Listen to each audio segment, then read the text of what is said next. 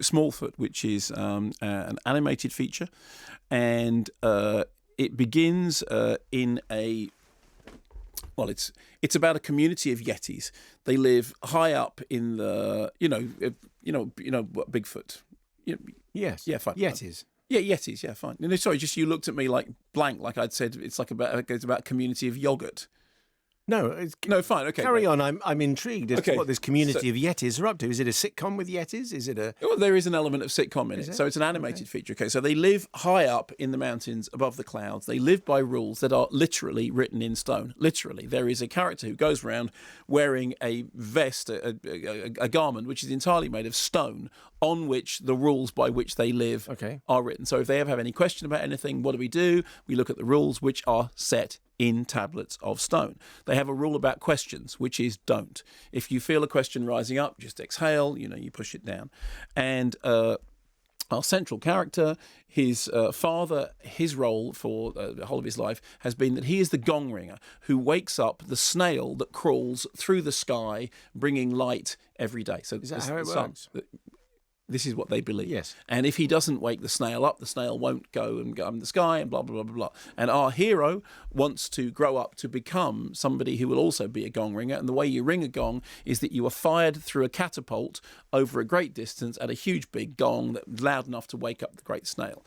One day, whilst practicing, stick with me, he is distracted and he overshoots and he ends up outside the village where suddenly he comes face to face with a plane crash. Sometime later, he and his friends venture below the clouds, and they uncover what he believes to be a Smallfoot, which is the Yeti version of Bigfoot, is that a Smallfoot is a person. However, the rules of I'm making this sound more complicated than it is. The rules of the society say there are no such thing as Smallfoot. So the stones say there are no such thing as Smallfoots, but we know there are Smallfoots because he meets this person called Percy Patterson, voiced by James Corden, who is a TV wildlife celeb who has lost his way in the world and has become more interested in ratings than actually telling true stories. And upon hearing stories of yetis, is actually willing to attempt to fake an encounter with them in order to get his ratings up. Don't believe me? Here's a song.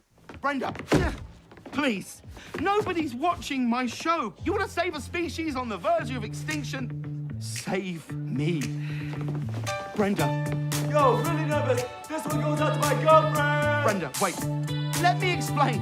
Lisa, will you marry? I thought I'd made it, celebrated when I got my TV show. But the haters out there hating got my ratings low, low, low. It's hard to compete with videos of twerking hogs and water skiing squirrels and monkeys riding on the backs of dogs. Have mercy, I'm not the Percy that you've always heard about. That Percy, he was successful. That Percy had a lot of clout. Back when I was high on that hill. But now I'm broke here on the bottom with no way to pay my bills.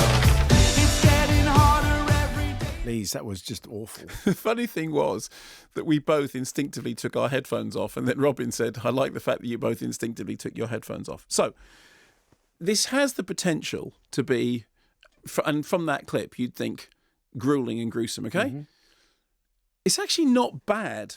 And the reason it's not bad is this.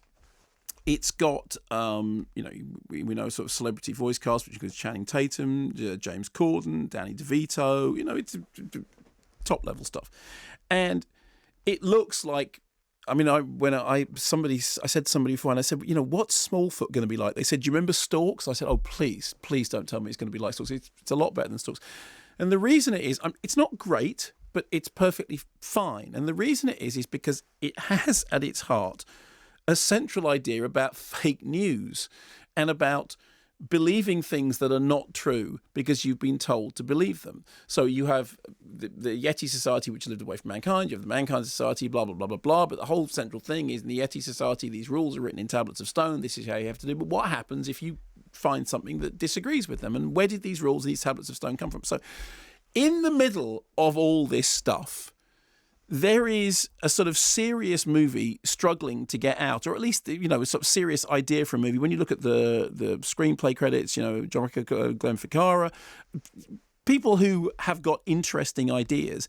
And what I quite like about it is it's sort of trying to smuggle in a message about don't believe everything you're told, question everything. That's the two central messages of it are, little people, why can't we all just live together? And also question things, because what you're being told may not necessarily be true, but there is a reason for you being told it. So there were, it's not great, but it's not bad. It's weirdly and oddly and bizarrely and unexpectedly subversive, and particularly when you consider that in the voice cast there is James Corden, and I had been not He's very back kind. again.